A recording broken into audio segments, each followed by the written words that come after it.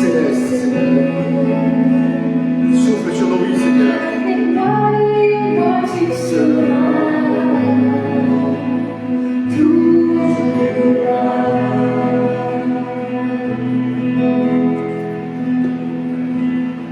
Gloire à toi, Seigneur. Souffle ce matin. Souffle, Esprit de Dieu, Seigneur, sur ceux qui ont le cœur brisé, Seigneur. Souffle, Esprit de Dieu, Seigneur, sur ceux qui ont soif de toi, Seigneur. Sur ceux qui ont faim de victoire, Seigneur. Sur ceux qui veulent voir ta gloire et ta puissance. Esprit de Dieu, Seigneur, ravive les rêves. Ravive, Seigneur, les désirs les plus profonds, Seigneur. Ravive, mon Dieu, Seigneur, cette soif d'un nouveau temps, Seigneur, d'un nouveau chemin qui s'ouvre, Seigneur. Souffle, Esprit de Dieu, sur la foi de mes frères et mes sœurs, Seigneur. Que tous puissent recevoir, Seigneur, ce nouveau chemin qui se dessine devant eux, Seigneur. Je prie, mon Dieu, vraiment pour que tu bénisses, mon Dieu, par ta puissance, Seigneur. Que tu bénisses ce culte aujourd'hui, Seigneur. Que tu répondes, mon Dieu, à chacune de nos prières, Seigneur. Et qu'on puisse trouver en toi toutes les réponses, Seigneur, à nos prières, à nos interrogations, Seigneur, à nos souffrances, aux choses qui nous perturbent et qui nous font du mal. Prends tout entre tes mains, Seigneur. Et on veut te faire confiance, Jésus, et marcher avec toi, Seigneur. Souffle par ta gloire.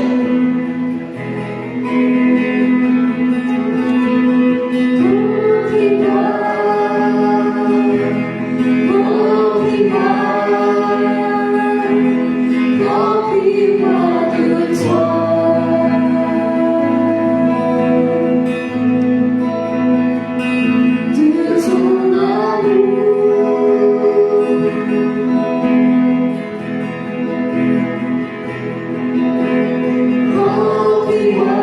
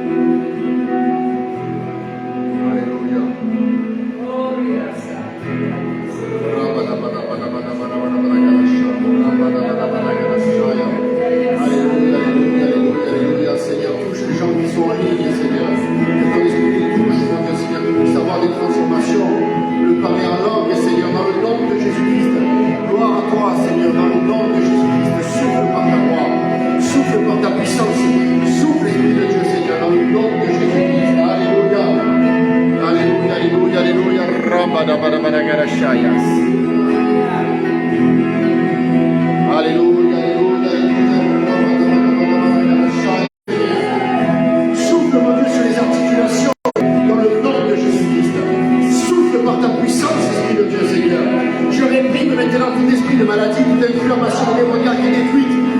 Dans le nom puissant de Jésus de Nazareth, sans esprit de maladie, sans tourment, mensonge, sans le nom de Jésus-Christ.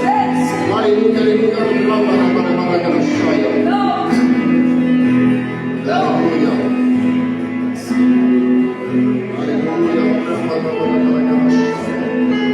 Alléluia, alléluia, alléluia, Esprit de Dieu, Seigneur. Amen, Seigneur. Amen. L'onction de résurrection, Seigneur. Sur les jeunes, sur les enfants, sur les ados, sur les hommes et les femmes, Seigneur, sur ceux qui sont déjà dans un âge avancé, Seigneur. Amen, ta résurrection, Seigneur. Amen, la résurrection, Seigneur, sur les rêves, sur la santé, Seigneur. Amen, la résurrection sur les travails, sur les projets professionnels, Seigneur. Dans le nom puissant de Jésus-Christ. Pour les désirs de maison, pour les désirs de logement, Seigneur. Pour les rêves d'étudier, Seigneur. Pour les rêves, mon Dieu, Seigneur. La résurrection, Seigneur, sur la vie des personnes. Alléluia, alléluia, alléluia. Alléluia, Seigneur, je sèche tout le venin, tout le poison, tous les œufs d'amertume. Dans le nom de Jésus-Christ, je sèche tous les mensonges, tous les jougs que le diable a voulu mettre. Je les brise dans le nom puissant de Jésus-Christ. Seigneur, Amen. Amen. Un souffle nouveau, Seigneur. La liberté, la libération, Seigneur. Sur nos vies, sur nos âmes, Seigneur. Au nom puissant de Jésus-Christ. Alléluia.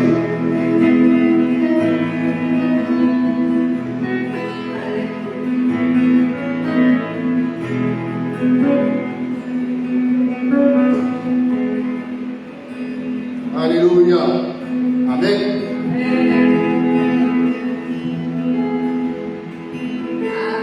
Alléluia.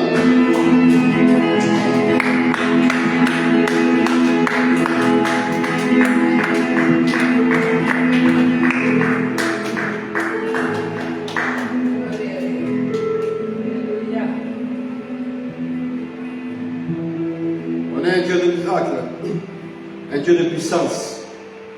Un Dieu qui effraie la logique et les raisonnements humains. Un Dieu qui brise la logique humaine, qui brise les lois de la physique. Et notre Dieu est au-dessus de toutes ces choses. Ton Dieu, le Dieu qui est avec toi, Jésus qui t'aime, t'accompagne, et il veut le meilleur pour toi. Et il est prêt à amener des miracles, à amener un esprit de transformation, de puissance dans ta vie. Et ce matin, il y a peut-être des situations qui sont difficiles, peut-être des moments de doute, d'incompréhension, des moments de faiblesse. Mais la bonne nouvelle, c'est que Jésus est avec toi. Jésus te soutient et il t'aime. Il envoie ses anges avec toi pour combattre. Il envoie ses anges avec toi pour te fortifier et pour te bénir. Amen. Et peu importe ta situation, peu importe comment tu te sens, on va voir aujourd'hui dans ce culte que le ciel s'ouvre sur ta vie. Le ciel s'est ouvert. Et le ciel va s'ouvrir pour toi. Parce que ton Dieu, Jésus-Christ, le Fils de Dieu, a vaincu la mort. Il amène sur ta vie des bénédictions et plein de bonnes choses. Alléluia. Amen. Que Dieu vous bénisse ce matin. Amen. Amen. Et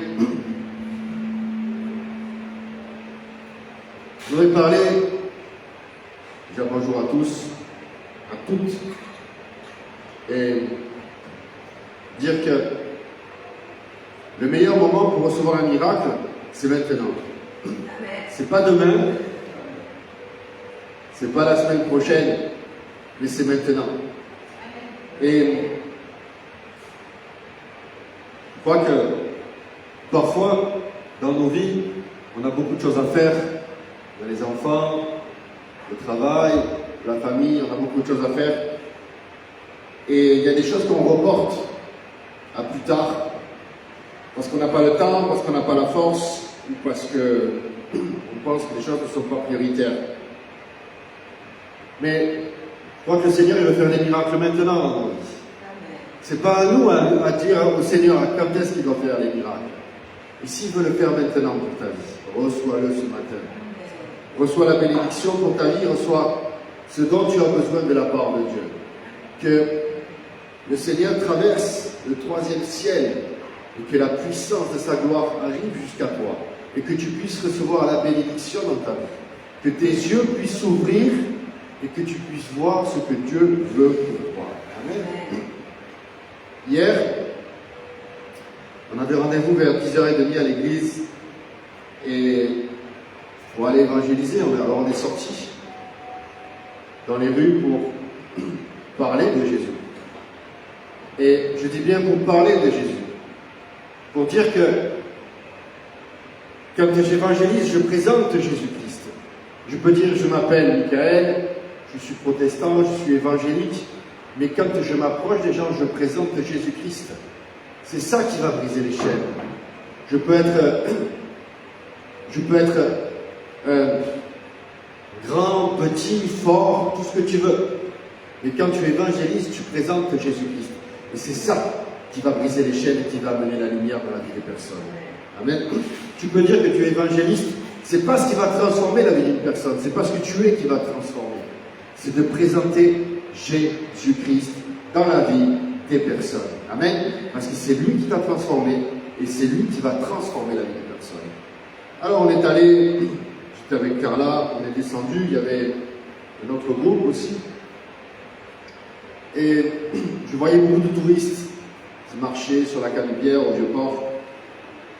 Et je priais Saint-Esprit, montre-moi les gens à qui on doit parler. La prière c'était ça, c'est montre-moi Seigneur, là où il va y avoir du fruit, là où tu veux que je sois. Parce que bien sûr que je peux évangéliser les touristes, et on l'a fait. Il y a des gens à qui on a parlé de Jésus qui venaient d'autres continents, etc. Mais Seigneur, où veux-tu que je sois? À qui veux-tu que je parle? Et comment veux-tu que je m'adresse aux personnes? Alors à chaque fois qu'on va évangéliser, on fait une première chose, c'est qu'on fait le combat spirituel. On prie ici déjà pour être rempli de l'Esprit de Dieu, pour avoir les yeux grands ouverts, et quand on descend dans la rue, on brise toute forteresse démoniaque, on bombarde les airs dans le nom de Jésus-Christ. Pourquoi? C'est comme s'il y avait un plafond qui empêche la lumière d'atteindre les personnes. Et si tu le brises, et si tu libères les personnes des ténèbres, alors elles auront plus de facilité à recevoir Christ dans leur vie. Et alors c'est ce qu'on fait. Et c'est ce que tu dois faire aussi dans ta vie. Et c'est ce que je dois faire dans ma vie pour que le ciel s'ouvre. Pour que le ciel s'ouvre, il faut que je brise ce qui est entre Dieu et moi pour recevoir les miracles, pour recevoir sa bénédiction. Alors on a brisé, et je me suis souvenu du culte de la semaine dernière. Le titre était « Lève les yeux, lève la tête ». Et c'est ce que j'ai fait. Quand je suis sorti évangéliser, j'ai levé les yeux, j'ai levé la tête pour voir où Dieu veut me conduire, quelle est ma place et où je dois aller. Et il y a des jours où on va dans une rue, dans une autre pour évangéliser. Mais là, on a décidé de descendre, d'aller vers le Vieux-Port. Et sur la plupart des personnes pour lesquelles on s'est approché, elles ont à peu près toutes reçu la prière. Il y en a beaucoup qui ont reçu la prière. On a pu témoigner. Il y avait une dame, et je vous encourage pour ça parce que Carla était un peu fatiguée, et ça, on s'est dit on y va. Parce qu'on va être renouvelé. Pourquoi on va être renouvelé? Parce que si je suis à l'endroit où Dieu veut pour moi, alors les cieux vont s'ouvrir sur moi et le Saint-Esprit va me renouveler en profondeur. Et une dame à qui on a parlé, et regardez bien, les yeux ouverts, le discernement. Bonjour, madame. On vous présente Jésus-Christ. On partage Jésus-Christ à toutes les personnes. On est protestant et on partage Jésus-Christ. Et la dame, la première chose qu'elle a dit, c'est « Moi, je suis catholique ». Et en réalité, j'écoute ce que les gens disent pour voir à qui j'ai affaire. Si je suis en train de parler à une personne, si c'est un argument ou un démon qui est en train de me répondre. Amen. Et ça, on doit avoir le discernement sur en pleine puissance tous les jours de notre vie, pour voir à qui on parle. Et on va le comprendre aujourd'hui. La dame, elle a dit, je suis catholique. Et c'est un peu comme s'il y a quelque chose qui se levait devant moi. Pourquoi tu parles à cette personne? Et je lui ai dit, madame, on croit au miracle. On croit que Jésus peut agir dans votre vie. Est-ce que vous voulez qu'on prie pour vous? Et l'argument est tombé. Elle a vu qu'il y avait l'amour de Christ qui s'approchait d'elle. Après quelques minutes de discussion, elle a dit, oui, je suis catholique, mais je ne suis pas vraiment pratiquante. Et là, les arguments ont commencé à tomber les uns après les autres. Pourquoi? Parce qu'elle a voulu dire qu'elle était d'abord catholique, mais en réalité, nous, ce qu'on voulait pour sa vie, c'était que Jésus s'approche d'elle et qu'elle reçoive des miracles. D'autres nous ont dit, mais moi, je suis musulman. Est-ce que ça t'empêche de recevoir un miracle? Non. Alors, on a prié pour ceux qui étaient musulmans.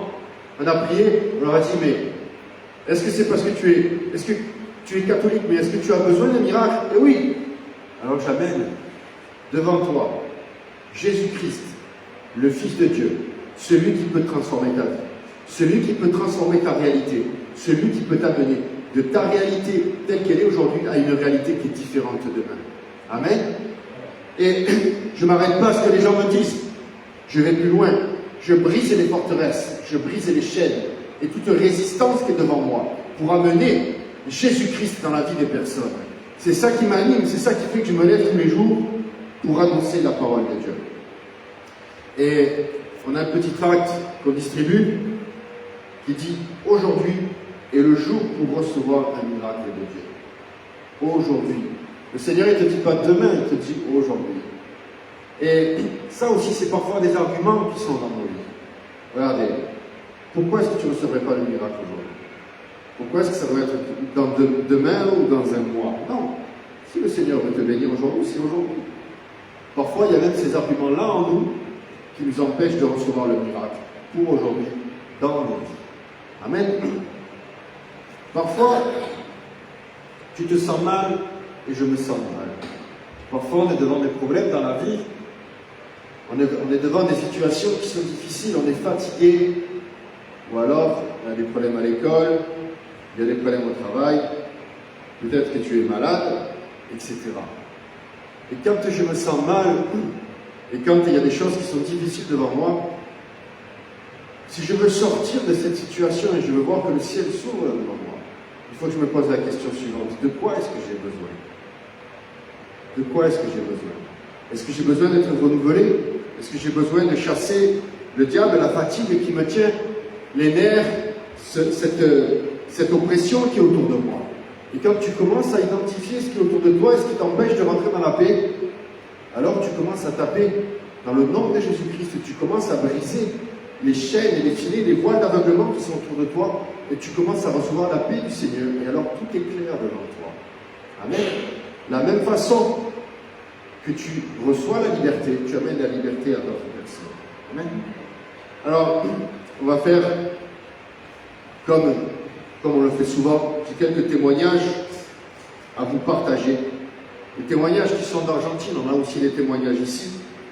Mais ça permet de fortifier notre foi.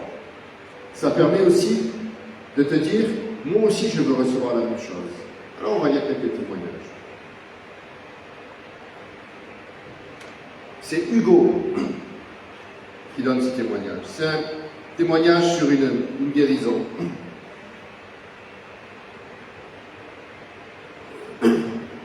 Hugo, en avril, il dit qu'il a dû faire de la psychophysique pour le travail. Et quand il a fait les tests, il a eu les résultats du laboratoire, il a eu des mauvais résultats. Et du coup, il a dû faire d'autres examens cliniques. Et encore des tests et faire des examens avec un laboratoire. Et dans une échographie, l'échographie a montré qu'il avait un kyste ou un nodule dans le rein à gauche, en fait. Et avec une certaine forme et avec une certaine forme, je ne sais pas. Mais Hugo, il n'est pas resté planté dans la réalité qui était devant lui. Hugo, il a regardé la réalité de Jésus-Christ. Il n'a pas regardé à sa réalité, il a regardé à la réalité de Jésus-Christ. Le dimanche, il y a eu la parole de Dieu. Hugo est allé au culte et il a écouté ce que le pasteur a dit. Et il y a eu une parole de guérison. La parole, c'est que le Seigneur peut te guérir.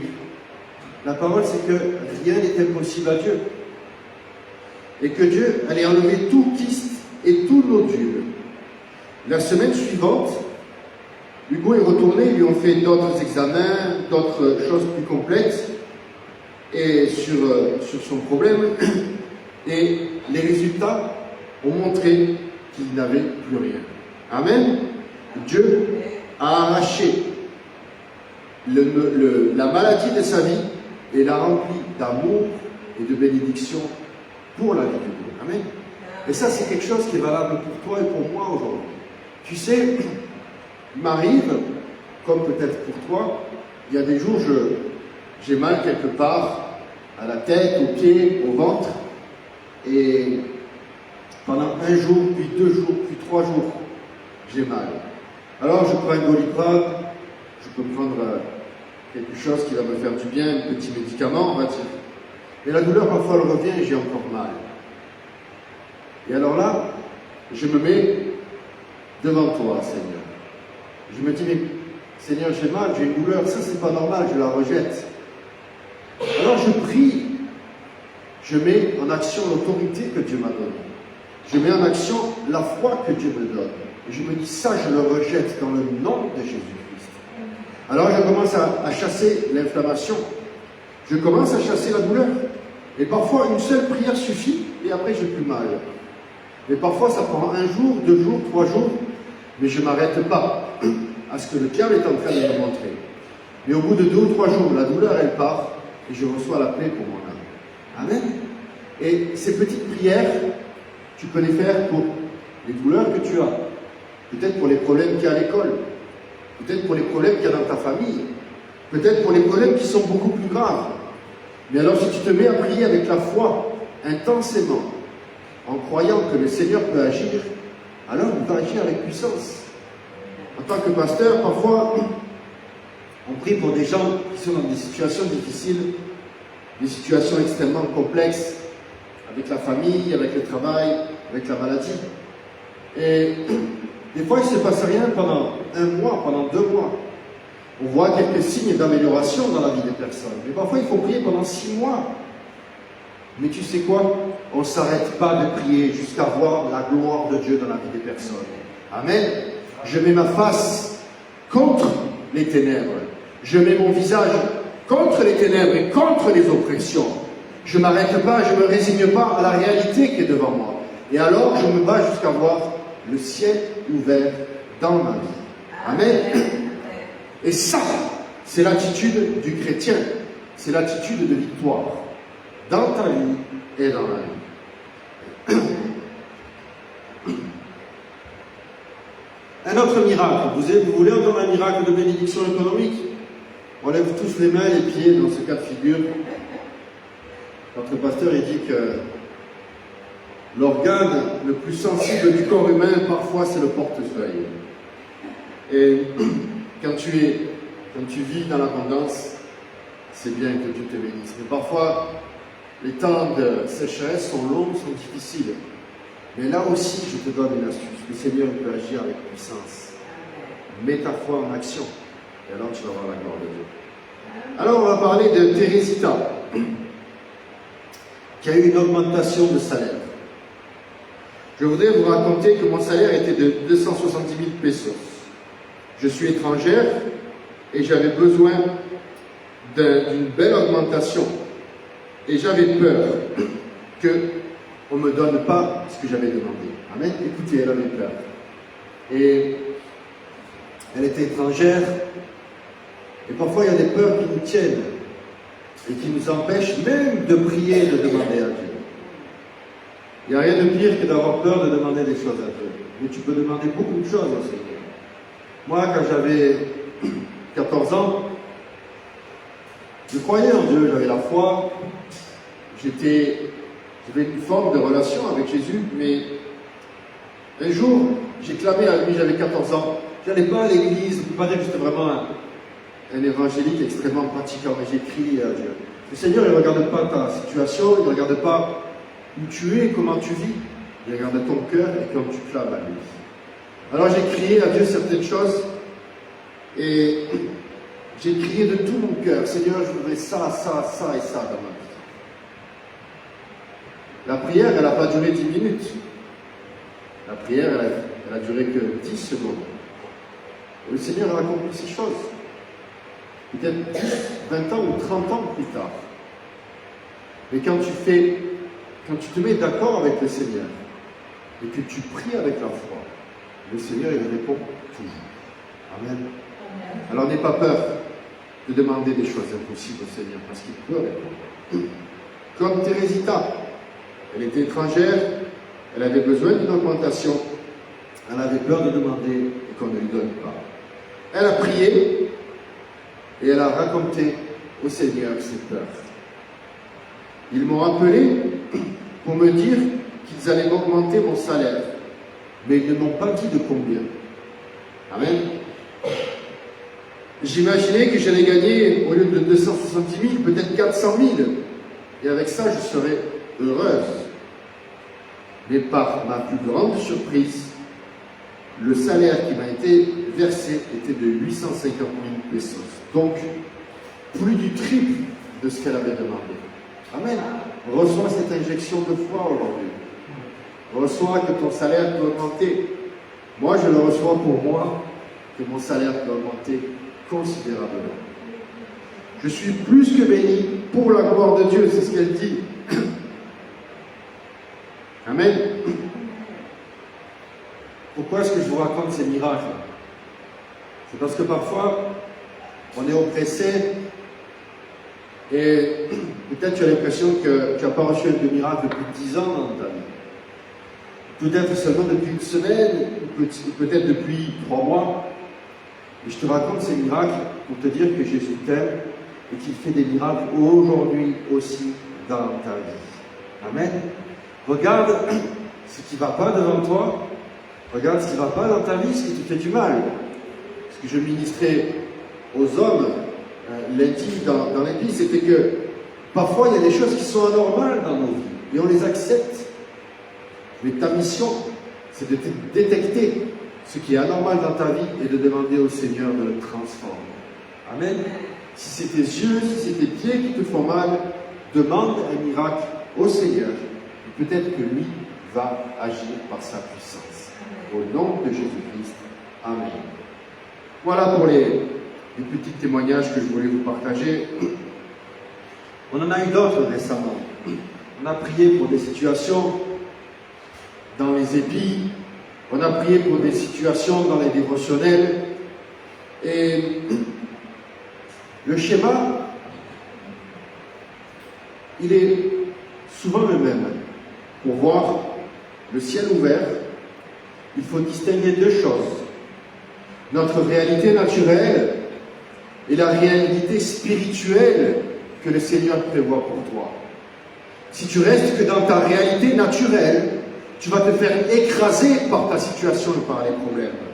Par contre, si tu commences à regarder la réalité spirituelle que le Seigneur a pour toi, alors tes yeux vont se lever, tu vas commencer à regarder vers le Seigneur et il va agir avec puissance. Ne regarde pas seulement ta réalité naturelle, lève les yeux vers Christ. Amen. C'est pour ça qu'on a vu dans le culte dernier où Dieu dit à Abraham, lève la tête, parce que le Seigneur a des plans plus grands que ce que tu vois devant toi. Ouvre les yeux et les oreilles et écoute le Seigneur, parce que lui, il a des bonnes choses prévues pour toi. Amen. Peu importe ta situation, peu importe si tu as mal aux yeux, si tu as mal aux pieds, le Seigneur peut tout transformer. Amen. Je veux vraiment vous encourager aujourd'hui que lève la tête vers le Seigneur. Lève la tête.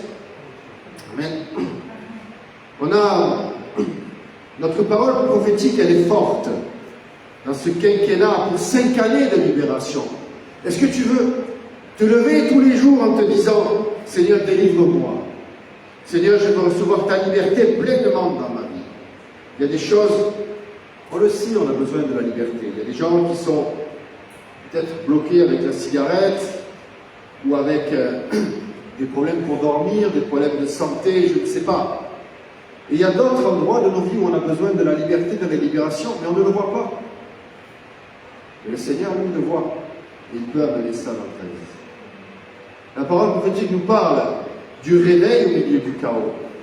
Nous parle, dans ces temps prophétiques, d'une libération pour entrer dans un temps nouveau. Et la parole prophétique nous dit aussi de la société qui est confuse car manipulée. La parole prophétique nous dit aussi de dépendance totale de l'Esprit Saint. Répandre la libération et le réveil, un peuple qui se rassemble et qui libère les multitudes. Amen. Et nous sommes dans un temps, aujourd'hui dimanche,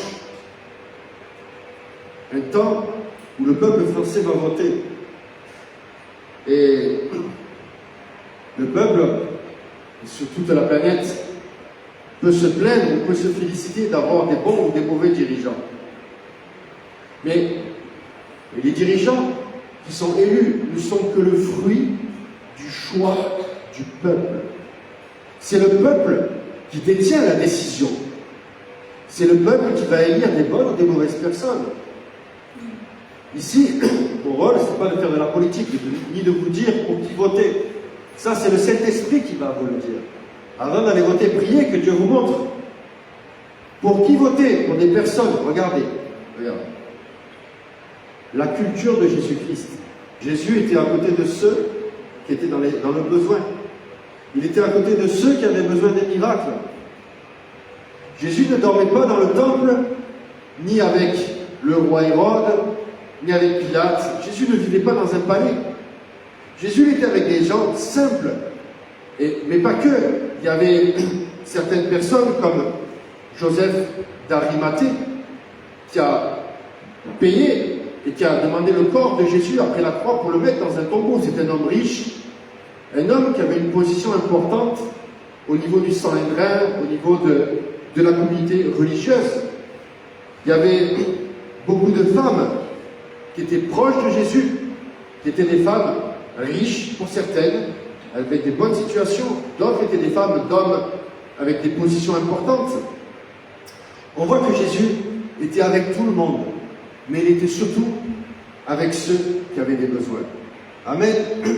Et c'est important de voir où est-ce qu'on se positionne. Est-ce qu'on se positionne du côté de Jésus-Christ ou est-ce qu'on se positionne de l'autre côté? C'est pour ça que quand on vote, pose-toi la question, où est Jésus? Avec qui est Jésus? Amen. Et la parole prophétique nous dit la société qui est confuse car manipulée. Et autant vous dire que de nos jours, dans les réseaux sociaux, moi quand j'ouvre YouTube, je suis abonné à certaines choses. J'aime bien regarder les documentaires. Je suis abonné à la chaîne de l'Église en Argentine et à d'autres sujets. Et je vois de temps en temps les algorithmes qui me font remonter des prédications d'autres pasteurs, d'autres églises. Et je suis content de voir que l'évangile est annoncé sur les réseaux sociaux. Mais la parole prophétique, elle me dit aussi, la société est confuse car manipulée. Amen. Et nous, on a l'autorité dans le nom de Jésus-Christ pour briser les forteresses de manipulation et de séduction qui viennent sur nos vies et qui viennent sur le peuple. L'important, c'est d'amener Jésus aux gens et les gens à Jésus-Christ. C'est ça notre rôle, d'être la lumière de ce monde. Amen. Et ce que je disais tout à l'heure, quand on évangélise, on donne ce petit tract qui dit « Aujourd'hui est le jour pour recevoir un miracle de la part de Dieu ». Quand j'évangélise, je présente Jésus-Christ, et je ne me présente pas moi, parce que les démons, ils le savent, que moi, ce qui est en moi, ce n'est pas moi qui va faire la différence. C'est Jésus-Christ qui vit en moi. La puissance du Fils de Dieu qui est mort à la croix, qui a vaincu tous les péchés, qui a vaincu la mort. C'est lui que je présente. C'est lui qui va transformer la vie des personnes. Et c'est ça le plus important, l'essence que je veux annoncer. La liqueur de Christ, celui qui va transformer la vie des personnes. Amen. Dépendre de l'Esprit Saint. Notre mission, répondre à la libération et le réveil. Amen. Et il y a aujourd'hui, la France est devant une situation qui est délicate, avec des élections qui sont là. Et Seigneur, je te demande, pour le peuple français, Seigneur, que le peuple puisse recevoir ce qu'il y a dans le cœur de Jésus-Christ, pour le futur de la France. Parce que si le peuple vote pour les gens qui vont faire, je dis pas que les dirigeants sont chrétiens, mais qu'ils reçoivent les principes de Christ, ça peut arriver. On voit des gens qui ne connaissent pas Jésus, qui ne connaissent pas Dieu, mais qui dans leur vie, il y a des bons principes, et qui vont regarder ce qui est bon pour le peuple. Amen, qui vont faire ce qui est juste. Amen. La corruption, on en a tous entendu parler. Il y a des pays où il y a une telle corruption que le peuple meurt de faim, et d'autres vivent dans des palais comme des rois. Est-ce que vous trouvez ça juste? Aujourd'hui, dans le monde, il y a des guerres. Il y a la guerre en Ukraine, la Russie, il y a la guerre avec Israël, Gaza, mais il y a aussi la guerre dans d'autres pays. On en parle beaucoup moins. En Afrique de l'Est, il y a la guerre aussi. Personne n'en parle. Il y a des bruits, des rumeurs de guerre à Taïwan, avec la Chine, etc. Et ça, c'est les paroles qui sont dans la Bible, qui annoncent la fin des temps et tout ça. Le monde nous présente des choses injustes et veut nous les faire présenter comme justes. Est-ce que vous avez déjà vu ça? Le diable, quand le diable s'est adressé à Jésus-Christ dans le désert, je l'ai dit la semaine dernière, il n'est pas venu avec un porte-avions, ni avec un char, ni avec une mitraillette. Il est venu lui parler. Et parfois, on a l'impression que le diable vient avec un couteau, avec une arme. Et le diable, il vient juste nous parler. Notre pasteur, Guillermo Prin, il avait prêché ce message il y a des années. Et c'est un message qui est très fort, qui est très puissant. Et le titre, c'est « Le diable parle ton langage ». Le diable, il sait comment te parler, pour te manipuler, pour te détourner du droit chemin. Cette semaine, un matin, j'ai prié fortement pour certains sujets de la vie professionnelle, du travail, etc. J'ai dit, Seigneur, montre-moi certaines choses. J'ai besoin d'avoir les yeux grands ouverts dans certaines situations. Et je vois que Dieu répond à mes prières dans mon travail parce que je vois des dossiers qui sont bloqués, je prie, et je n'ai même pas besoin d'appeler. Au moment où je vais appeler, les gens m'appellent pour m'amener la solution. C'est pas que je suis insurant ou quoi, c'est que je me plante fermement. Je dis, Seigneur, aide-moi à cet endroit-là, Seigneur. Je prie pour les gens, je prie pour certaines choses, et je demande l'aide à Dieu tous les jours dans certains sujets. Et le Seigneur m'a montré quelque chose d'intéressant. Je parlais avec une personne pour un projet, et on parlait, ça, on va faire ça, ça, ça. Et j'étais en train de discuter avec cette personne, on parlait d'âme à âme, d'intelligence à intelligence sur le projet. Et je sais que cette personne, parfois, elle n'est pas toujours dans un bon esprit, et j'ai gardé les yeux grands ouverts. Alors on a parlé du projet, on a commencé à travailler, tac, tac, tac. Et au bout d'un moment, on parlait d'autres choses un peu autour. Et j'ai senti qu'un démon s'est manifesté, et qui voulait me polluer mon âme. J'ai vu que ce démon s'est manifesté pour semer dans ma vie la discorde, la division et la dispute. Et le diable, il ne l'a pas fait tout de suite au moment où on a commencé à parler du projet. Il a fait au bout de 15 ou 20 minutes. Le diable est patient aussi pour pouvoir nous tromper, pour nous manipuler. Quelle était la solution à travers tout ça? J'ai gardé les yeux ouverts, j'ai changé de discussion. Et dans ma tête, j'ai prié pour que le Saint-Esprit me nettoie, pour pas que je reste avec ces pensées négatives, avec ces pensées de division et de dispute que le diable voulait mettre dans ma vie. Qu'est-ce que j'ai fait? J'ai demandé à ce que le Seigneur ouvre les cieux, le ciel sur ma vie, qu'il me renouvelle, qu'il me fortifie et qu'il me purifie. Et le Seigneur l'a fait. Ça a pris 15-20 minutes, au bout d'un moment j'étais renouvelé, etc. Amen. Et de la même façon, le diable essaye de manipuler la population, de la tromper et de la confondre en prenant les mauvaises décisions. Et la parole prophétique a dit le réveil au milieu du chaos et que nous sommes délivrés pour entrer dans un nouveau temps. Si tu regardes On va regarder cette histoire. Nous, on connaît la fin du film. 3500 ans en arrière, le peuple de Dieu était en Égypte, des esclaves. Ceux, certainement, ils étaient parmi les esclaves qui ont construit les pyramides. Le travail était dur. Et Dieu a envoyé un homme à leur tête, Moïse, pour les conduire vers la liberté.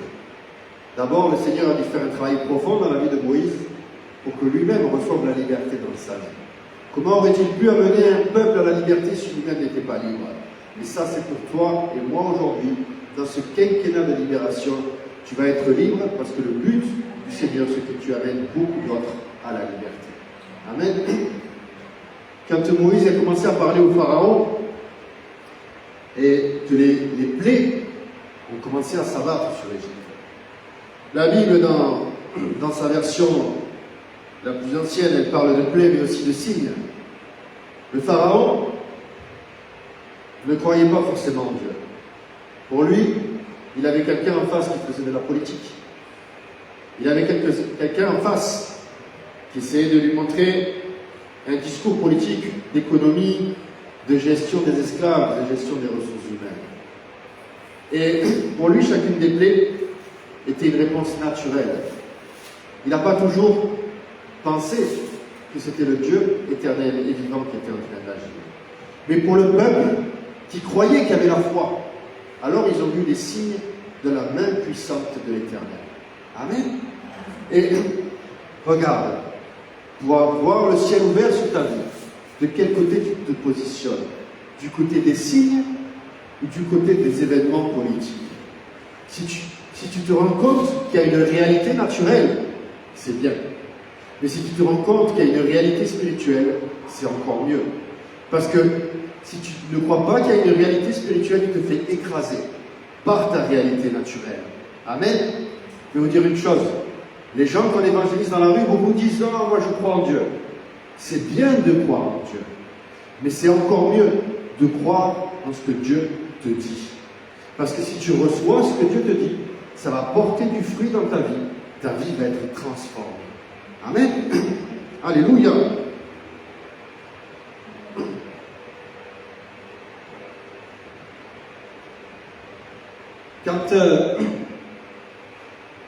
Et c'est également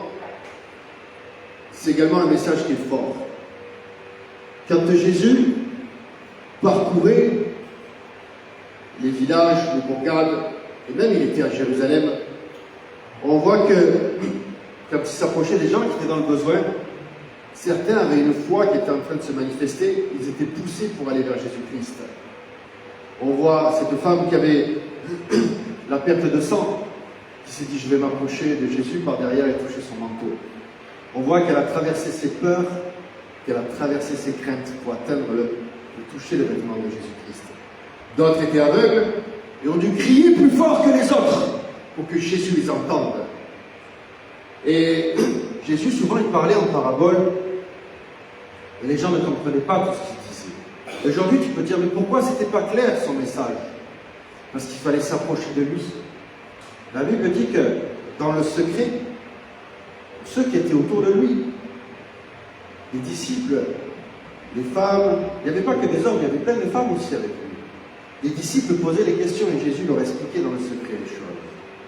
Mais ça, quand tu lis la parole en profondeur, tu te rends compte qu'il faut s'approcher un peu plus de lui pour recevoir les explications et les bonnes choses qui viennent de lui. Amen. Et quand les religieux veulent le tromper, veulent le prendre au piège, ils s'approchent de lui, ils lui posent des questions pour le bloquer, pour le bloquer, pour le tromper en fait, pour le tenter. Et on voit que le Seigneur, il ne s'arrête pas à la réalité de ces hommes fourbes qui veulent le tromper. Il apporte une réponse spirituelle qui brise les chaînes, qui brise les voiles, qui amène la clarté dans la vie de ceux qui posent la question, qui met le doigt sur ceux qui veulent faire du mal, mais qui amène aussi la lumière sur tous ceux qui sont autour et qui écoutent. Le Seigneur, quand il parle, quand tu lis les évangiles, quand c'est écrit en rouge, quand c'est Jésus qui parle, tu peux tout boire à 100%. Parce que toute la parole qui vient du Fils de Dieu, elle va t'édifier, elle va te transformer et elle va te renouveler en profondeur. Et à un moment, un homme lui demande quel est le plus grand des commandements et qu'est-ce qu'il faut faire. Et Jésus lui dit, tu aimeras ton Dieu de tout ton cœur, de toute ton âme, de toute ta force et ton prochain comme toi-même. Et il dit que ça résume tous les prophètes et toutes les lois. Et ça pose un problème aux religieux. Parce que les religieux, ils s'appuient sur des traditions religieuses, mais aussi sur des traditions culturelles. En France, on a du mal à avoir la foi parfois. Les gens ont du mal avec l'incrédulité. Parce qu'on nous a enseigné que ce que nous disait Descartes, c'était je pense donc je suis. Mais en réalité, ça ne veut rien dire ça. C'est pas parce que tu penses que tu existes, mais c'est le contraire. Un bébé, quand il vient à la vie, quand il naît, il ne pense pas, mais il vit. Amen. Et parfois, notre passé, notre culture nous empêche de recevoir les miracles de la part de Dieu. Que le Seigneur te révèle aujourd'hui ce qui est autour de toi, les chaînes, les voiles, ce qui t'empêche de recevoir la puissance de Dieu. C'est pour ça que les religieux, quand ils s'approchaient de Jésus, voulaient le tromper. Jésus a dit, il n'y a rien de... Le plus grand des commandements, c'est d'aimer Dieu de tout son cœur, de toute son âme, de toute sa force, et d'aimer son prochain comme soi-même. Et il y a un homme qui lui demande, qui est mon prochain? Et le Seigneur, il va mettre le doigt sur quelque chose qui est très fort. Il est en train de parler à un juif, et Jésus lui donne la parabole du bon samaritain. Et pour nous, aujourd'hui, le bon samaritain, on connaît ça, c'est même devenu une expression dans la langue courante française. Moi, je ne suis pas un samaritain. Et quand Jésus parle de ça, il faut savoir que les Juifs et les Samaritains se détestaient. C'est comme si quelqu'un qui est un Marseillais profond, ancré dans les chaînes, et tu lui dis ton prochain, c'est un Parisien. Et Jésus met le doigt à l'endroit où ça fait mal, à l'endroit où on doit être transformé parfois. Il dit à ces Juifs, ton prochain, c'est un Samaritain. Vous la connaissez tous, la parabole du bon Samaritain, cet homme qui voit quelqu'un qui s'est fait tabasser, qui s'est tout fait voler, et qui, en plus de prendre soin de la vie de cet homme, laisse de l'argent pour que l'hôtelier s'occupe bien de cet homme. Les Juifs pensaient ils disaient que le seul endroit pour louer Dieu était le temple à Jérusalem, et les Samaritains disaient que c'était sur la montagne, l'endroit où Jacob avait reçu la révélation. Alors ils se détestaient. Imaginez la tête des religieux, des Juifs, quand Jésus a donné la parole du bon Samaritain. Je crois que ces hommes ont été touchés par l'amour, par la puissance du Fils de Dieu de ses paroles. Parce que cette sagesse, cette autorité, elle était supérieure à toutes leurs lois, à tout ce qu'ils avaient pu entendre. Cette sagesse, elle est bonne pour toi aujourd'hui. Demande-la quand tu pries. Demande-la le matin pour recevoir l'autorité, pour recevoir la sagesse qui vient de la part de Dieu. Parce que le Seigneur en a en réserve pour toi. Tu sais, il n'y a rien de pire que d'avoir l'autorité de ne pas l'utiliser. Tu as l'autorité pour chasser les démons. Tu as l'autorité pour réprimer les inflammations qui te font du mal. Tu as l'autorité pour briser la division qu'il y a dans ta famille. Tu as l'autorité dans le nom de Jésus-Christ pour briser dans ton travail toute oppression, tous les mensonges, toute calomnie qu'on a pu mettre sur ta vie. Tu as l'autorité dans le nom de Jésus-Christ pour chasser le diable. Tu as l'autorité dans le nom de Jésus-Christ pour recevoir la liberté qui vient du ciel. Pour voir que le ciel s'ouvre dans ta vie. Amen. Alléluia.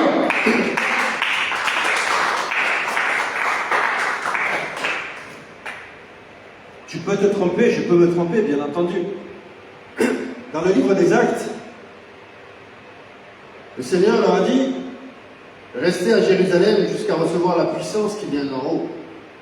On connaît tous la Pentecôte, l'Esprit qui se manifeste, ils reçoivent tous la puissance, ils parlent en langue, effusion de l'Esprit, etc., etc., etc. regardez la culture, regardez les traditions. Le Seigneur leur a dit, allez prêcher l'évangile à Jérusalem, en Samarie, les Samaritains, en Galilée, en Judée et aux extrémités de la terre. Le message, il était simple et clair. Allez prêcher l'évangile, chassez les démons, imposez les mains aux malades, baptisez-les en mon nom, au nom de Jésus-Christ. Qu'est-ce qu'ont fait les disciples? Ils ont fait une communauté fermée à Jérusalem. Ils ont vendu tous leurs biens et ils sont restés entre eux. Qu'est-ce qui s'est passé? Persécution.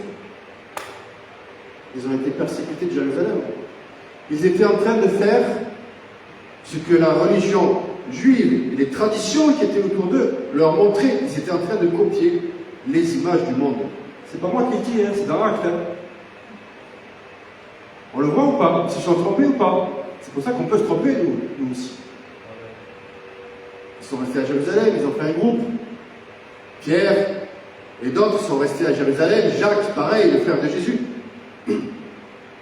Jusqu'à ce que le Seigneur appelle un homme qui était en train de le persécuter, qui s'appelle Paul, qui a eu une rencontre assez forte avec le Seigneur. Il est tombé du cheval. Moi, je ne suis jamais tombé d'un cheval, mais pour tous ceux qui ont fait de l'équitation, qui sont tombés d'un cheval, ça fait mal. J'ai vu une fois, il y avait un centre équestre, j'ai vu une fille tomber, et parfois le cheval, il te marche dessus quand tu tombes. Ça fait très mal. Paul, il était rempli de zèle pour chasser les chrétiens, pour les tuer. Le Seigneur, parfois, il fait ce genre de choses. Il va chercher le pire ennemi. Regardez, cet homme était en train de tuer les chrétiens. Il avait du sang sur ses mains, il avait assassiné. Si c'était aujourd'hui, il serait peut-être en prison pour perpétuité. Et le Seigneur a transformé la vie de cet homme. S'il est capable de transformer la vie d'un assassin, il est capable de transformer ta vie et ma vie. Rien n'est impossible à Dieu. Amen. Il est allé chercher Paul, il l'a transformé, et lui est allé, comme d'autres apôtres, annoncer l'évangile autour de la Méditerranée et à d'autres endroits. Parmi les apôtres, les disciples, certains on n'en parle pas trop dans la Bible. Il y en a même qui ont des prénoms qui sont très peu cités. Mais les historiens ont retrouvé qu'ils sont partis annoncer l'évangile en Inde, en Afrique, un peu partout. La Bible, c'est un condensé de certaines choses, c'est la parole de Dieu. Elle contient aussi la parole du diable. Elle contient les pensées des hommes, elle contient beaucoup de choses. On voit que c'est surtout, la Bible, c'est surtout une relation. Elle démontre la relation entre les hommes et Dieu. Tu ne peux pas lire l'Ancien Testament comme tu lis le Nouveau Testament ou ce que dit Jésus dans les Évangiles. Quand c'est Jésus qui parle, tu prends tout pour toi. C'est tout pour toi. Ne réfléchis pas, c'est pour ta vie. Amen. Quand c'est Paul qui écrit des lettres, il écrit certaines lettres pour certaines situations bien précises. Il écrit à une église, mais ce qu'il écrit à Éphèse, il ne l'écrit pas à Corinthe. C'est parce qu'il y a des cultures, c'est parce qu'il y a des traditions, parce qu'il y a des situations bien spécifiques dans les églises. C'est des lettres pastorales, d'encouragement. Regarde, je vais te donner un exemple. En tant que pasteur, il y a un homme qui peut venir me voir et me dire « Je suis avec des problèmes d'alcool, je bois et j'ai du mal à m'arrêter de boire, parfois je bois trop, etc. » Alors je vais lui conseiller de dire déjà ne rentre pas dans un bar, essaye d'éviter les apéritifs parce que tu vas être tenté, on va prier, on va chasser le diable, je vais lui imposer les mains, etc. Le conseil, ça va être ça. Écarte-toi des endroits qui peuvent te faire tomber. Et de l'autre côté, je peux avoir un homme qui a peur, qui est dépressif, qui se sent mal, qui n'ose pas sortir de chez lui, qui est tout le temps triste, qui n'ose rien faire. Je lui dis, mais reçois la joie du Seigneur pour ta vie. Si on t'invite dans un repas, vas-y, bois un peu d'alcool, parce que ça va te... bois un petit peu pour te détendre. Et les conseils sont complètement différents. Paul lui-même disait à Timothée, bois un peu de vin pour tes douleurs à l'estomac. Il ne l'a pas dit à tout le monde, il l'a dit à Timothée parce qu'il avait mal au ventre. Et vous comprenez très bien ces deux exemples. Entre cet homme qui a peur de sortir, qui est dépressif, il dit, bois un panaché, bois un petit peu de vin avec tes amis, mange des cacahuètes, fais des grillades, et profite de la joie et de la vie que le Seigneur te donne. Et vous voyez bien les deux situations qui sont complètement différentes. C'est pour ça que quand Paul écrit à Corinthe, quand Paul écrit à Éphèse, ça n'a rien à voir avec ce qu'il écrit à d'autres églises. C'est des cas précis, bien spécifiques. Amen. On a vu la semaine dernière et les fois d'avant également le livre de Job. Cet homme qui était, la Bible le dit, c'est un homme qui était honnête, qui était droit et qui n'était pas un pécheur. C'est intéressant ce livre parce que le diable vient parler devant Dieu. Il lui dit, mais tu as vu Job, etc. C'est pour ça que je vous disais que la Bible contient la parole du diable aussi. Et ça, pour les religieux, c'est impossible à comprendre. Comment dans la Bible il peut y avoir la parole du diable? C'est pas moi qui le dis, c'est Job. Il y a même un endroit dans la Bible, et c'est un passage qui n'est pas facile à prêcher. Quand Jésus est arrêté pour être amené vers la croix, pour être arrêté, il y a un jeune homme qui s'échappe. Et la Bible dit qu'il est nu. Je crois qu'il est nu parce que à l'époque, il devait dormir juste avec un drap. Et quand il apprend que Jésus a été arrêté, il s'échappe parce que les temps sont difficiles et parce que les disciples voulaient échapper à l'armée romaine et aux pharisiens, à ceux qui étaient en train d'arrêter Jésus-Christ. Et on voit toutes sortes de choses dans la Bible. Que ce soit un enseignement pour nous de voir la relation entre Dieu et les hommes. Amen. Le livre de Job, on voit que Job dit au début du livre, Dieu a donné et Dieu a enlevé. Et en fait, c'est faux. Job est attaqué par le diable. Si tu relis le début, la discussion entre Dieu et le diable, Dieu lui laisse l'autorité au diable pour attaquer Job. Tout ça, c'est un enseignement pour Job de la guerre spirituelle, pour prendre l'autorité sur les situations et pour grandir. C'est un enseignement. Amen. Les 4 amis qui arrivent à Job, ils essayent de lui remplir la tête de choses mensongères. Le premier, c'est Eliphaz. Eliphaz dit la vérité, mais il l'applique mal à la vie de Job. Parce que Job n'est pas un pécheur. La Bible dit que Job est un homme droit et honnête. Et parfois, c'est ce qui nous arrive. Quelqu'un nous conseille, nous dit prends un doliprane. En fait, tu as besoin d'autre chose. C'est ce que fait Eliphaz. Les 3 autres amis, certains sont légalistes. Et le dernier, le plus jeune, il est rempli d'orgueil. Il va même jusqu'à dire, je trouve que les autres ne t'ont pas assez frappé encore. Ils auraient dû encore plus t'accuser. Et parfois, c'est exactement ce qui nous arrive. On est attaqué par le diable, on est mal, on est dans la pire des situations, et autour de nous, les conseils qui arrivent, ou même les conseils qu'il y a dans notre propre tête, ils nous accusent.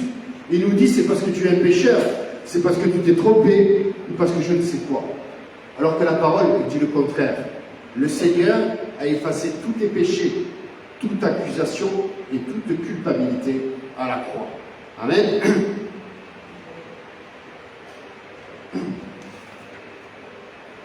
À la fin du livre de Job, chapitre 42, Job il dit, je parlais de choses, je ne comprenais pas. Et maintenant, mes yeux te voient, et je t'interrogerai, et tu m'enseigneras. C'est un enseignement sur la guerre spirituelle. C'est le seul endroit dans la Bible où il y a une description précise du diable, à travers un peu comme l'hippopotame, mais ensuite le léviathan. Et la description qui nous est faite est une description qui est assez terrifiante. Des animaux qui sont forts, avec une carapace qui est solide, avec des animaux qui sont virulents, qui sont forts, qui sont remplis de méchanceté et de violence. Tout ça pour nous montrer qu'avec nos propres forces, tu ne peux rien face à un hippopotame. En Afrique, alors moi je suis jamais allé en Afrique centrale ou aux endroits où il y a des hippopotames. Je suis allé en Tunisie, il n'y avait pas d'hippopotame, je n'en ai pas vu là-bas. Mais en Afrique, les hippopotames sont extrêmement craints Parce que c'est des animaux qui attaquent la nuit et qui ont une grosse force, une grosse violence. Le crocodile fait peur, on en parle dans la Bible. Mais l'hippopotame a beaucoup de force, il est extrêmement violent. J'ai vu des reportages où les hippopotames retournent les bateaux. Ils attaquent les bateaux, ils les retournent. Tout ça, c'est un enseignement pour nous montrer que c'est pas avec tes propres forces que tu vas vaincre ton ennemi. C'est avec ta prière, c'est avec le combat spirituel. Le Seigneur, il veut t'ouvrir les yeux et que tu vois autour de toi les ennemis qui te font du mal. Le Seigneur te dit, lève la tête et regarde la réalité spirituelle que j'ai pour toi. Amen. Le Seigneur veut ouvrir les cieux sur ta vie. Le Seigneur va amener la libération, mais pour ça, il y a des batailles à gagner. La situation qui est devant toi, il faut la vaincre. Il faut se mettre sa face contre. Il ne faut pas se conformer à ta situation et il faut prendre autorité. Amen. Et parfois, le plus difficile, ce n'est pas de réprimer, par exemple, la maladie ou la dépression qui te tient, mais c'est de briser la résignation qui te tient captive. Amen. Vous savez ce que c'est que la résignation? C'est quand tu te dis à toi-même, de toute façon, il n'y a rien qui va changer. Dans ma famille, c'est toujours comme ça. Ça a toujours été comme ça. Et ça sera toujours comme ça. Le jour où tu reçois la foi, où tu mets une date sur ta liberté, alors ta foi en action va faire bouger la main de Dieu. Amen. On va prendre le psaume 34, verset 5.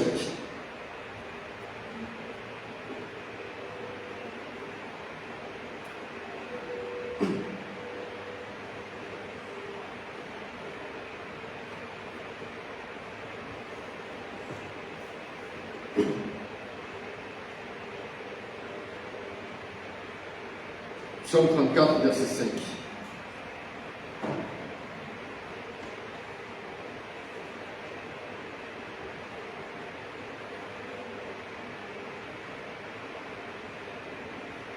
J'ai cherché l'Éternel et il m'a répondu. Il m'arrache à toutes mes peurs. C'est David qui parle. David est un exemple pour sa relation avec le Seigneur et sa relation avec le Saint-Esprit et la relation avec Jésus-Christ. À ce moment-là, quand David écrit ce psaume, il vient d'être chassé d'Israël. Saül veut le tuer et David est déjà un homme de guerre, un homme parmi les chefs de guerre. Et les ennemis qu'il a combattus, ce sont les Philistins. On connaît tous le combat avec Goliath. Et David maintenant est chassé d'Israël par le roi. Et il doit s'échapper et aller dans le territoire. D'abord, il passe voir Abimelech, le sacrificateur, mais ensuite il se retrouve chez le roi des Philistins, chez Achish. On voit que David est chassé de sa propre patrie et qu'il se retrouve chez son pire ennemi. Et on voit qu'il n'est pas bien accueilli, il n'est pas désiré, ni chez lui, ni évidemment chez son pire ennemi. Et c'est à ce moment-là que David écrit ce psaume. La réalité, elle est terrible, parce que David est attaqué. David est chez les Philistins, et c'est le pire endroit pour lui. Mais il ne peut pas retourner en Israël, avoir la protection, parce que le roi va aussi le tuer. Et ça t'est peut-être déjà arrivé, ça m'est arrivé aussi de se sentir bien nulle part.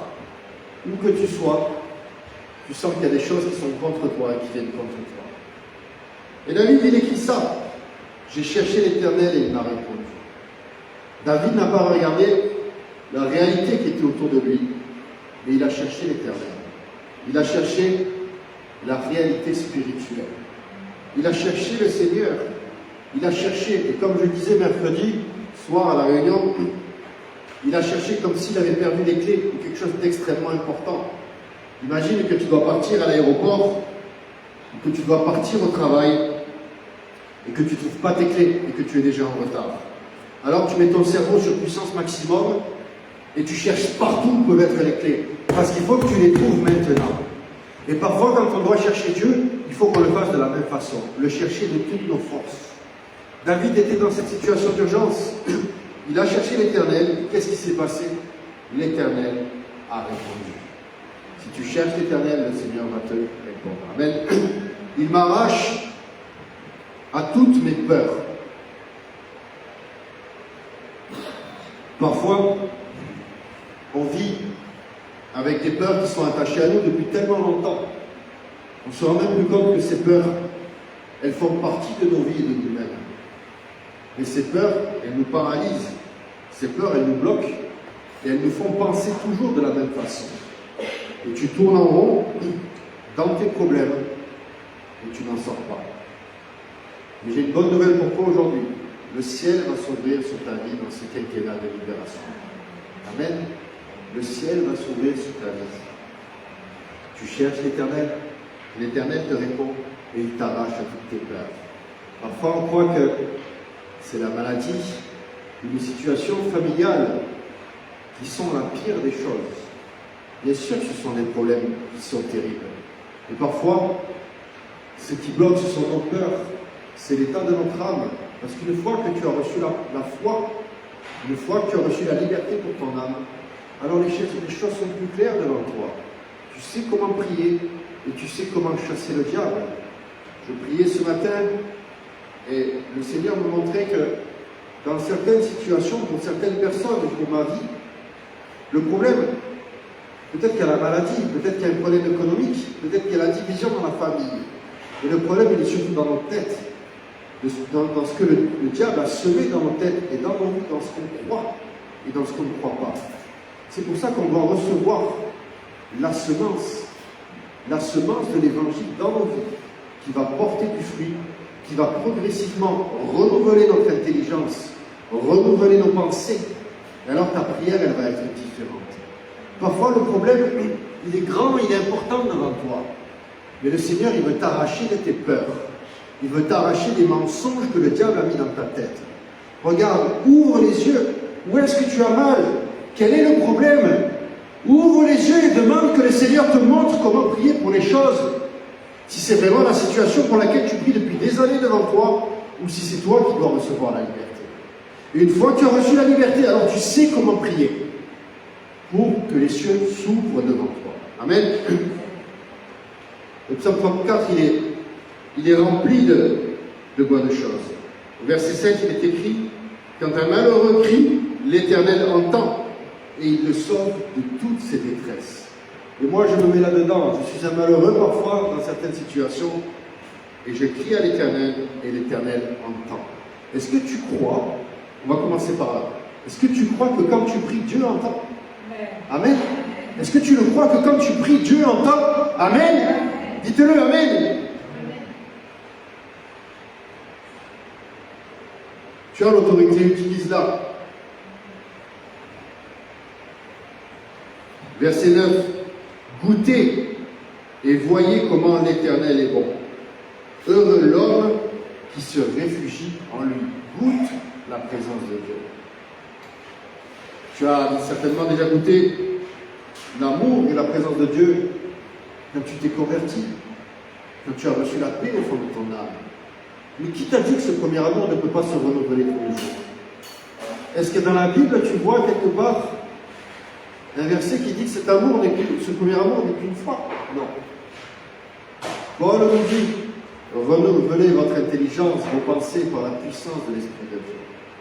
Alors tu vas recevoir la paix dans ta vie et l'amour qui vient du Seigneur. Verset 11. Les lionceaux éprouvent la disette et la faim, mais ceux qui cherchent l'Éternel ne manquent d'aucun bien. Amen. Verset 18.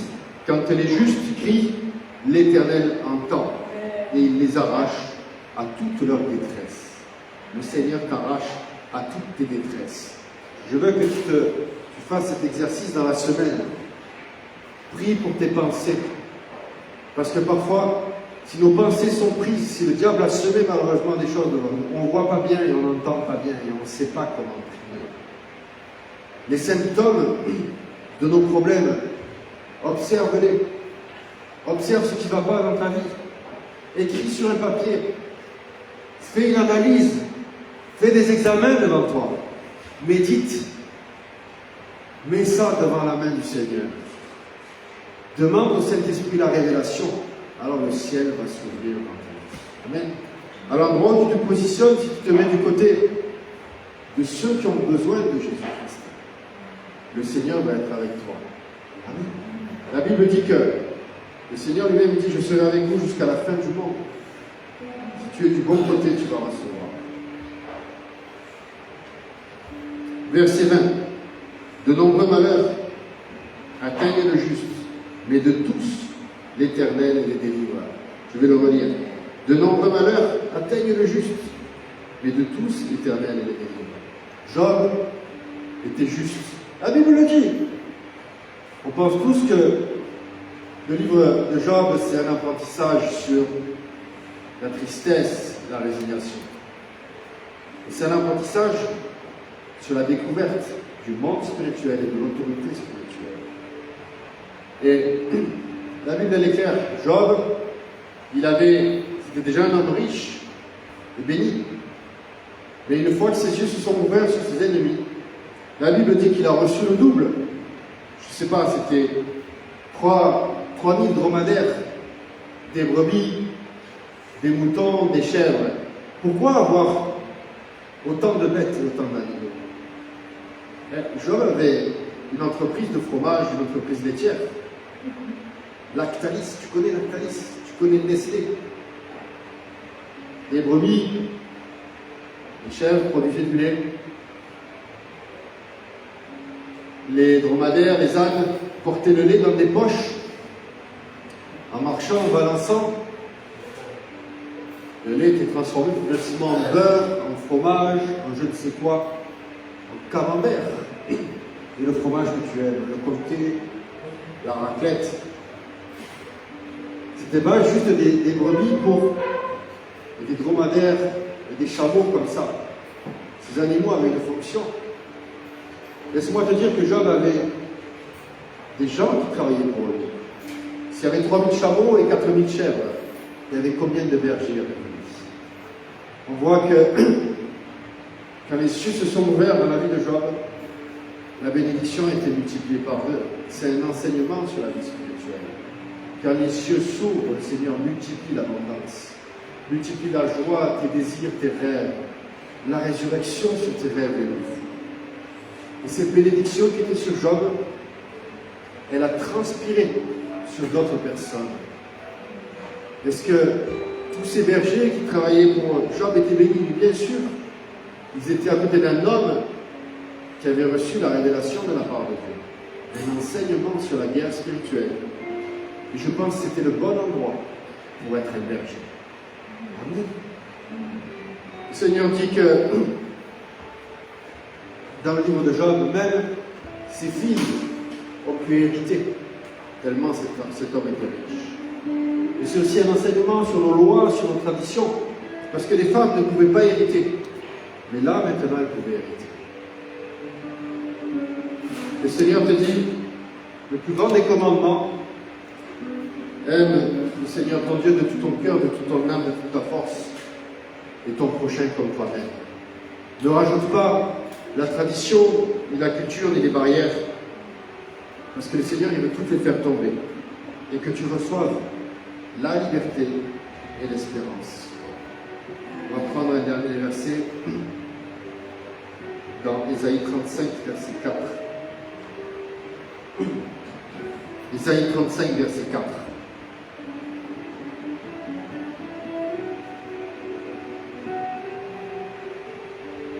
Ésaïe 35, verset 4. Dites à ceux qui sont timides, fortifiez-vous, soyez sans crainte.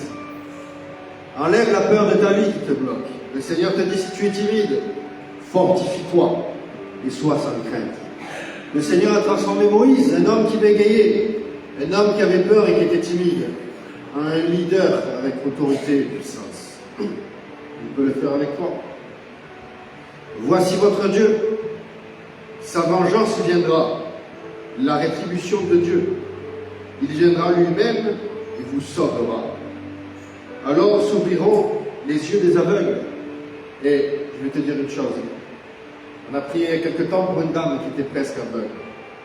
Ça, c'est prier pour ceux qui sont dans le besoin.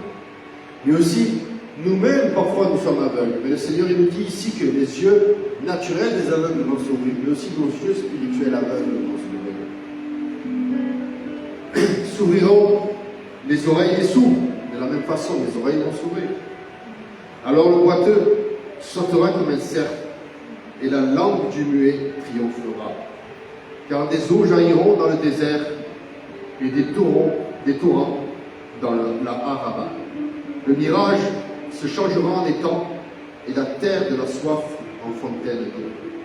Dans le repère où se couchaient les chacals, il y aura un emplacement pour les roseaux et les joncs. Il y aura un chemin frayé, une voie qu'on appellera la voie sainte. Moi, je le reçois pour ma vie. Le Seigneur, il a un chemin pour moi, un chemin nouveau. Amen. Reçois-le par la foi.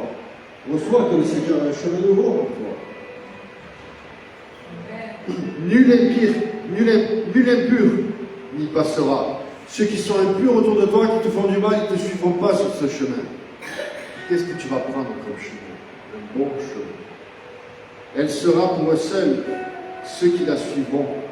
Même les insensés ne pourront s'égarer. Et là, il n'y aura pas de lion, nulle bête féroce ne la prendra. Nul ne s'y contentera. Et là marcheront des affranchis.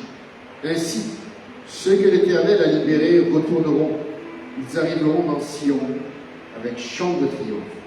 Et une joie éternelle couronnera leur tête. L'allégresse et la joie s'approcheront. Le chagrin et les gémissements s'enfuiront. Amen. Alléluia.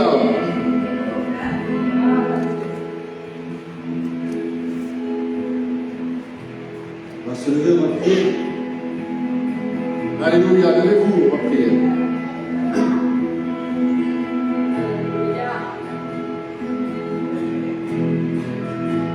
Alléluia, alléluia, Esprit de Dieu, Seigneur. Ravive les rêves, Seigneur. Ravive la foi qui est endormie. Ravive la joie et l'espérance, Seigneur. Peuple de Dieu, lève la tête. Peuple de Dieu, reçois la liberté sur ta vie.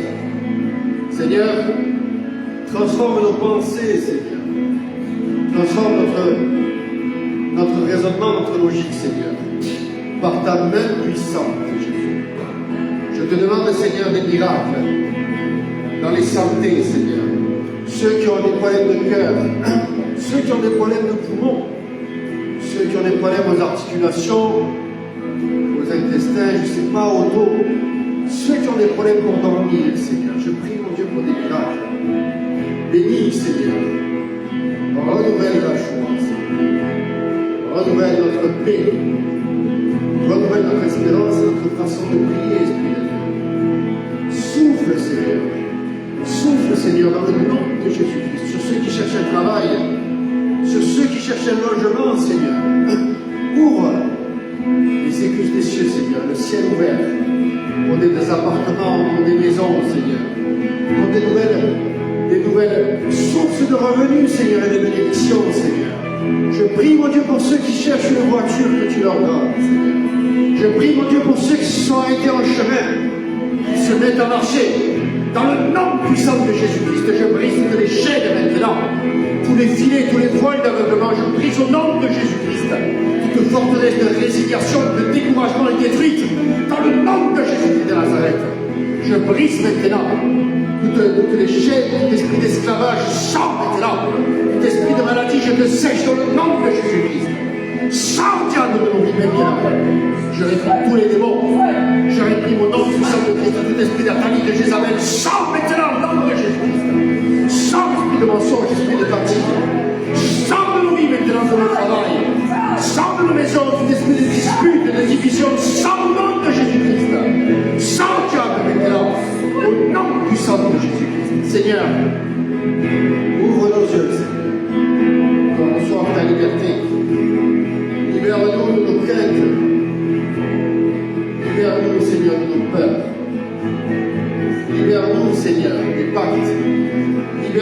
Seigneur, des mensonges, Seigneur, de ce qui nous oppresse, de ce qui nous fait du mal, Seigneur. Ouvre nos yeux, qu'on lève la tête, qu'on puisse voir le terrain nouveau, Seigneur, le nouveau chemin que toi tu prévois.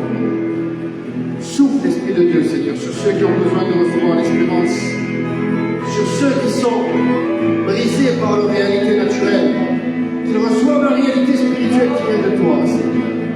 Seigneur, je prie pour que on reçoive une foi puissante, une foi pour déplacer les montagnes, Seigneur. Une foi, Seigneur, pour prier, pour les miracles, Seigneur, pour nos vies, pour ceux qui en ont besoin, Seigneur. Souffle l'Esprit de Dieu dans le nom de Jésus-Christ ce matin, Seigneur. Sur les enfants, sur les ados, sur le camp d'enfants et d'ados qui arrivent, Seigneur. Je prie, mon Dieu, pour qu'il y ait des conversions, des baptêmes, Seigneur. Dans le nom puissant de Jésus-Christ. Je brise cette forteresse d'incrédulité, toute oppression démoniaque tombe ce matin dans le nom puissant de Jésus-Christ. Je réprime tout ce qui tient captif, mes frères et sœurs. Au nom de Jésus-Christ, Seigneur, souffle l'Esprit de Dieu, Seigneur. Souffle par ta gloire, Seigneur, ce matin. Bénis ceux qui ont soif. Bénis, Seigneur, ceux qui ont faim. Bénis, Seigneur, par ta lumière et par ta gloire, Seigneur. Alléluia. Souffle l'Esprit de Dieu.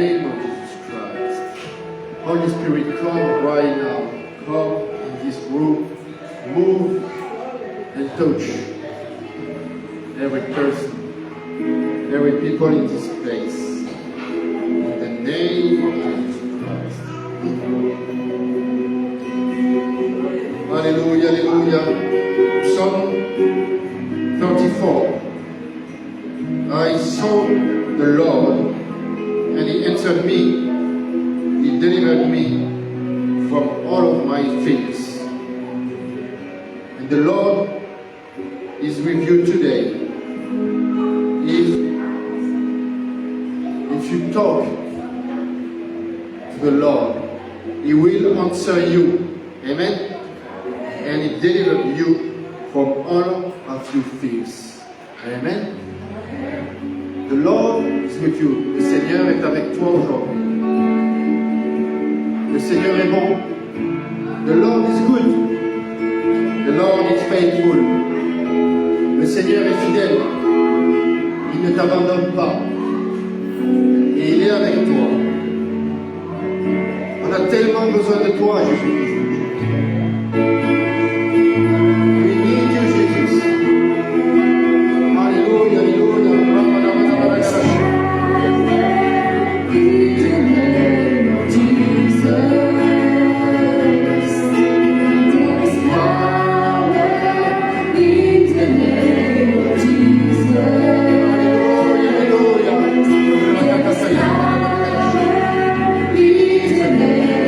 Jesus.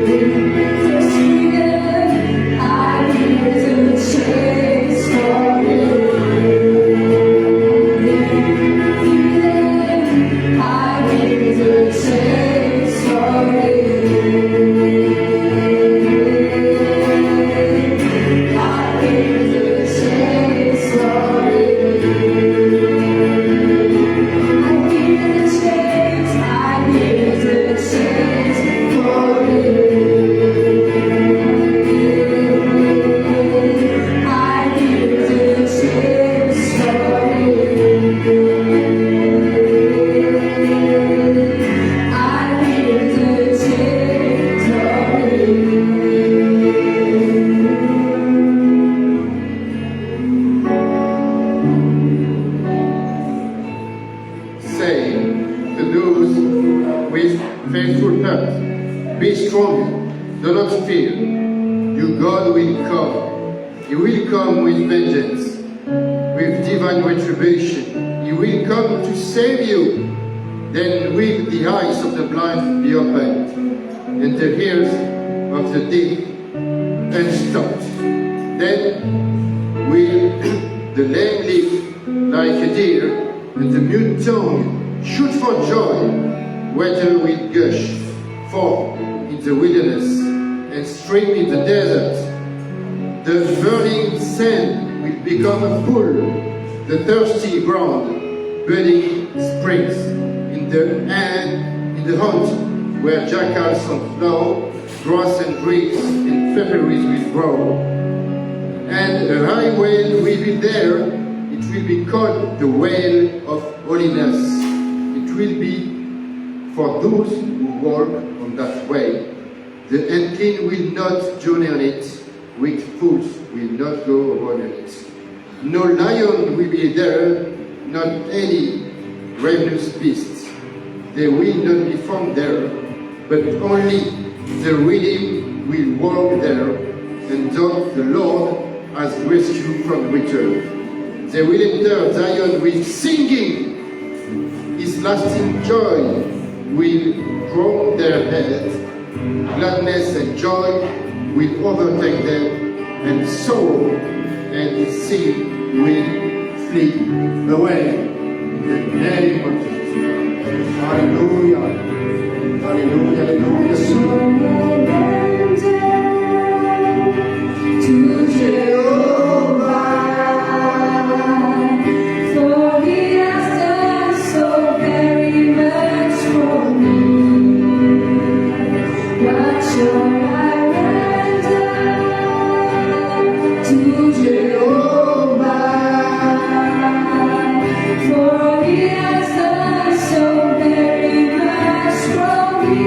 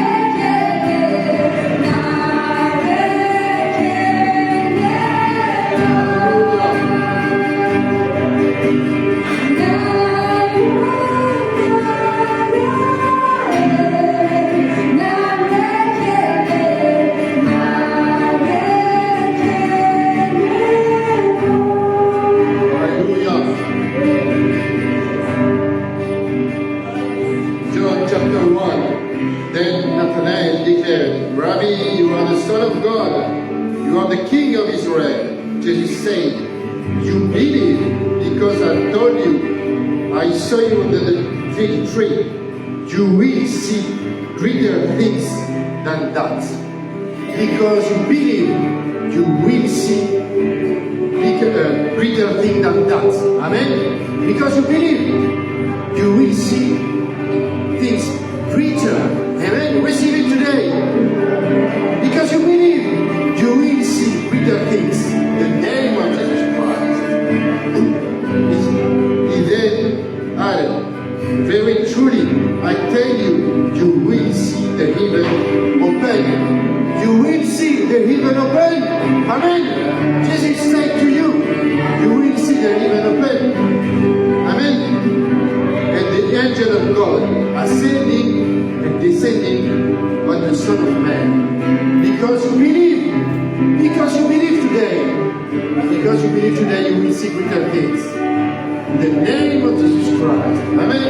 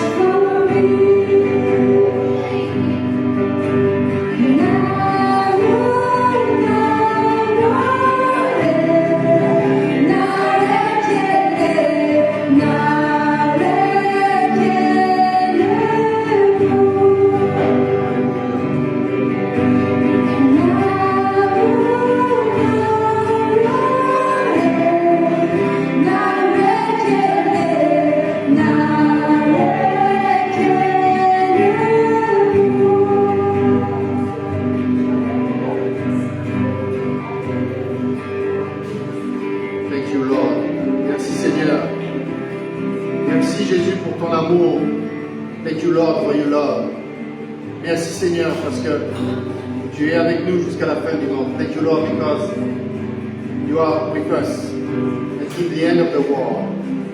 Merci Jésus parce que tu tiens notre main Seigneur au milieu des détresses et des épreuves. Thank you Jesus because you hold my hand in the middle of difficulties and problems. Merci Jésus parce que tu m'aimes d'un amour juste et véritable. Thank you, Lord, because you love me with love, pure love. Merci, Jésus. J'ai soif de toi, Seigneur. Thank you, Jesus. I'm thirsty of you, Jesus Christ. I want more of you, Lord. J'ai besoin de plus de toi, Seigneur. Seigneur, bénis mes frères et sœurs qui sont là, Seigneur. Please, Lord, bless my brothers and sisters today, children, parents. Bénis les parents, les enfants, Seigneur. Mets la paix. Guide-nous, Seigneur. Bring peace. And guide us, Lord, on the right way. Seigneur, que ta lumière soit sur nous.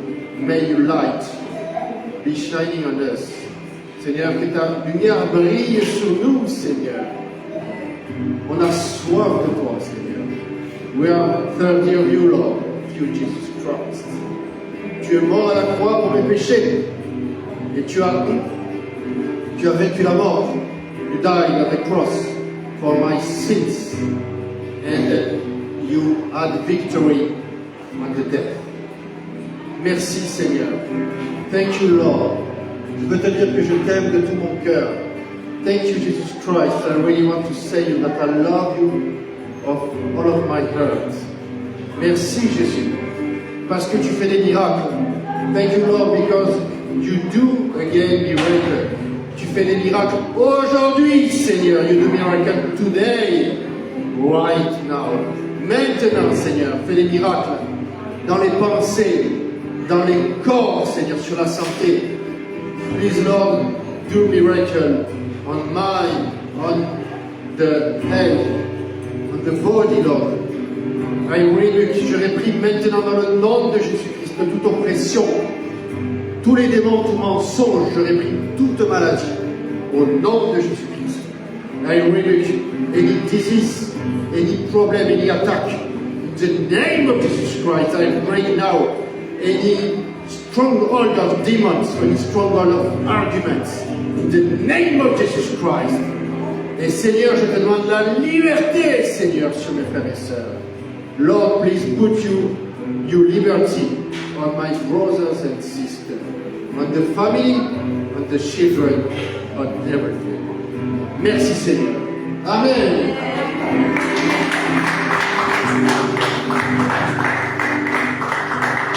Bienvenue à l'église. Welcome to church, everybody. On va passer au dîme et offrande. We're gonna give to the Lord tithe and offerings.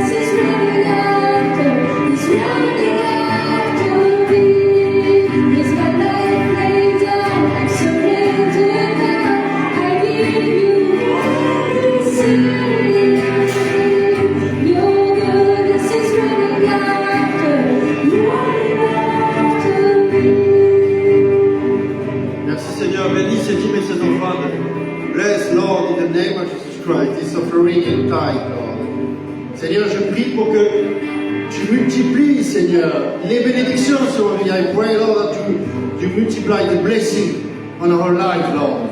Seigneur, donne les travail, donne les bons salaires, donne les logements. Lord, please give good salary, good apartment. Seigneur, dans le nom puissant de Jésus-Christ, je prends l'autorité et je brise toute forteresse de misère et de pauvreté. Lord, in the name of Jesus Christ, I take the authority and I break down now any stronghold of poverty, of consummation, je brise toute forteresse démoniaque dans le nom puissant de Jésus-Christ. I rebuke deprivation in the name of Jesus Christ. And I pray, Lord, that you bless my brothers and sisters. You bless their hand, their job, everything they need, Lord. Please answer to the prayer of Lord. Seigneur, bénis, envoie la bénédiction, Seigneur, sur les travails qui arrivent, sur les études, sur les enfants, sur les parents, Seigneur. Que la nourriture se multiplie dans le frigo. Lord, please multiply the food in the fridge. Please multiply the food in the cabinet, in the house. Please, Lord, reduce the bill, the invoice, and please increase the salaries, Lord. In the name of Jesus Christ, you have the authority to pray to ask, Lord, more blessing on your life and on your family. Le Seigneur va multiplier les bénédictions sur ta vie, sur ta famille. Utilise l'autorité que Dieu te donne. Crie à Dieu. Lève la tête. Lève la tête et regarde plus loin. Amen. Amen. Reçois la liberté qui vient de Dieu. Amen. Alléluia.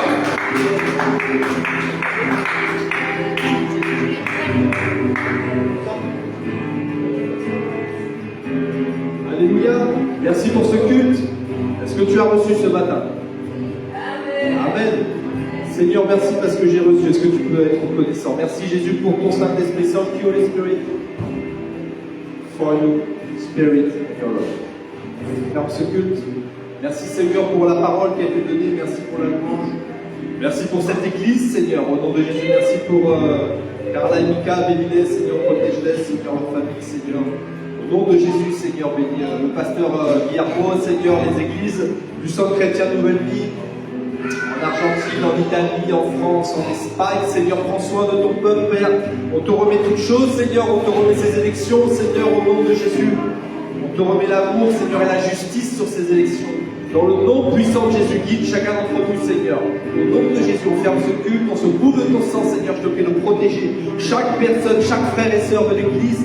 Au nom de Jésus, tu protèges tes enfants, Seigneur. Tu mets des anges qui campent autour de leur famille, Seigneur. Tu nous protèges, tu protèges ceux qui sont malades, tu les relèves. Seigneur, tu bénis ceux qui fêtent leur anniversaire aussi, tu les remplis de joie.